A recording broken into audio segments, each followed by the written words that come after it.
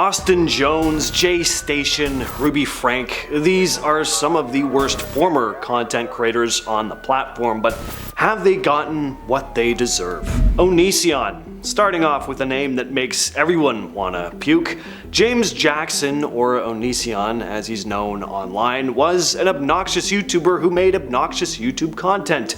I remember watching other YouTubers get into beef with him, like even before all these disturbing allegations about him came out, and aside from how snarky and irritating he was, I always felt off about the guy. He gave me the creeps and just seemed so genuinely unlikable. We have that gut instinct, right? Where we see someone talking or just like, that person's a rat. I don't know. I don't know what it is, but their intentions just do not seem good. There are some evil people who are really good at masking how crappy they are and manage to come off charming, but Onision, not one of them. He started uploading videos in 2007 and most people found him annoying, but things really started taking a turn in 2011. It started becoming pretty clear that this guy was even worse than he seemed. He was awful to his then girlfriend and a lot of people started turning on him, but this was just the tip of the iceberg. Amongst a whole list of other controversies, it was really 2019 where things kicked off. Allegations of grooming started being leveled at Jackson. All these women started coming out claiming he'd forced himself on them as well. These allegations were so widespread that Chris Hansen even did an investigation into this guy. And the whole time I was watching like, yeah, I'm not really surprised. Now, unfortunately, the prick isn't in jail yet. I know that's going against the title, but I wouldn't feel right not including this idiot on the list.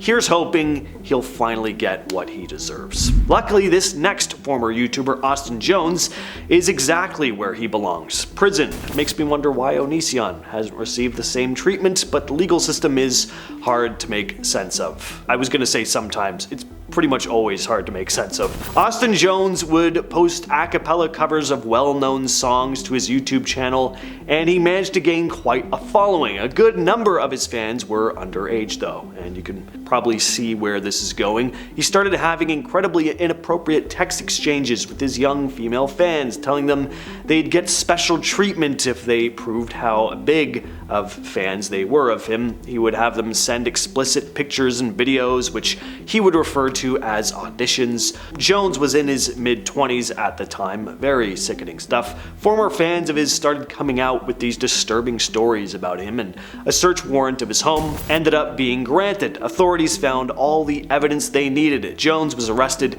and is currently serving a 10-year prison sentence. Tampering with police investigations of missing people, all for the purpose of a sick joke, is exactly what this next YouTuber did, a man calling himself Catch Me Killer. It started when a disturbing video was uploaded to YouTube. In the video, a man with a distorted voice and blurred out face claimed to be a serial killer responsible for the deaths of 16 people. The worst part though was that he was mentioning real life cases of missing people, mostly young girls, also giving graphic details about what had supposedly happened to them. So the families of these victims and authorities actually thought they might have a lead here. They'd finally get some modicum of closure. Authorities eventually tracked down who was behind the video, tracing it back to a man named Andrew Scott Haley. But when they questioned him, they soon realized he really didn't know anything about the crimes he was talking about in the video.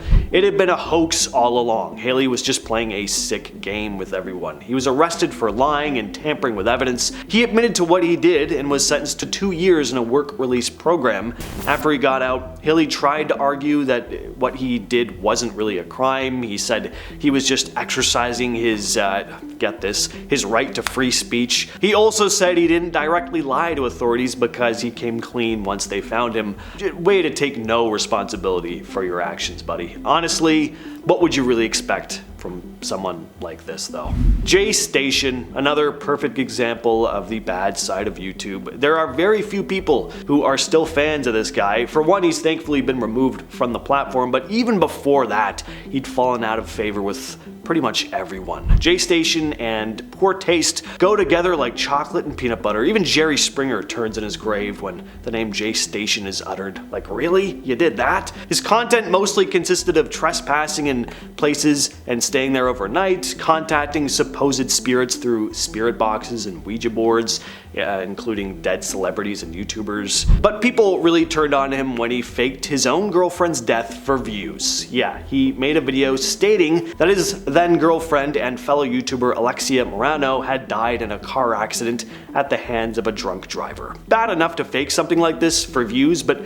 believe it or not, he found a way to make it even worse. He started making videos where he'd attempt to contact her using a Ouija board, even going to a supposed memorial for her. Real bottom of the barrel stuff in a desperate attempt for views. Of course, it all came out that his girlfriend was alive and well, thankfully, but to make matters worse, it came out that Jaystation had been harmful towards her in the relationship. She pressed charges and he was arrested. The two ended up getting back together for a short time though and uploaded to YouTube again before being removed for breaching the terms of service, and they're also now separated once again. Next up we have Vitalyzdtv. He's one of the early YouTube pranksters that were trying to emulate stuff far funnier and nuanced than anything they had the ability to churn out, having no real grasp on what actually makes a prank funny and just kind of going around being obnoxious bullies instead. Vitaly did all sorts of stupid pranks, some of which landed him in some pretty hot water, mostly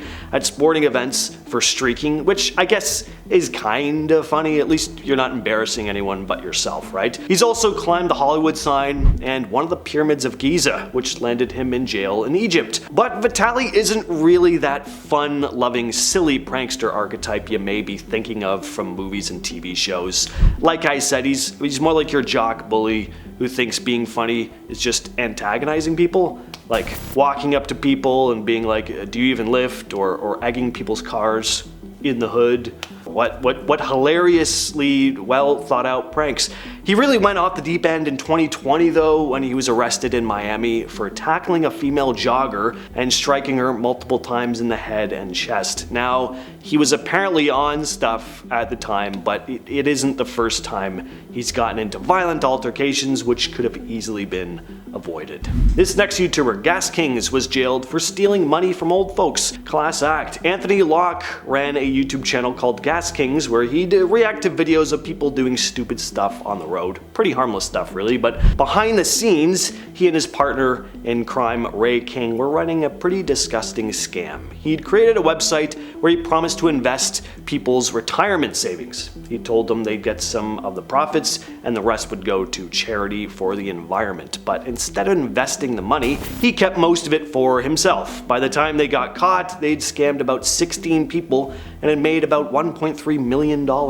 When the authorities caught up with him, he was quickly arrested and put on trial. He was found guilty and sentenced to 5 years in prison. His YouTube channel has been taken down. Daniel Silva is a well-known tattoo artist who appeared in a season of Ink Master. He's also known for having been involved in a car accident that took the life of his friend, Corey LaBerry, a YouTuber celebrating his 25th birthday. On May 10th of 2020, around 9:30 p.m., Daniel Silva was driving with LaBerry when he lost control of the vehicle, crashing into a tree and a street sign. Silva actually got out of the car and tried to flee the scene. A bunch of bystanders had to stop him. Both LaBerry and Silva were taken to the hospital, but LaBerry died of his injuries. Silva was arrested the next day and was charged. He pleaded not guilty to the charges, but later changed his plea to no contest. In August of 2020, he was sentenced to 1 year in prison, along with probation and community service. LaBerry's parents filed a wrongful death claim against Silva, seeking accountability for their son's death. In January of 2021, Silva then addressed the situation in a YouTube video,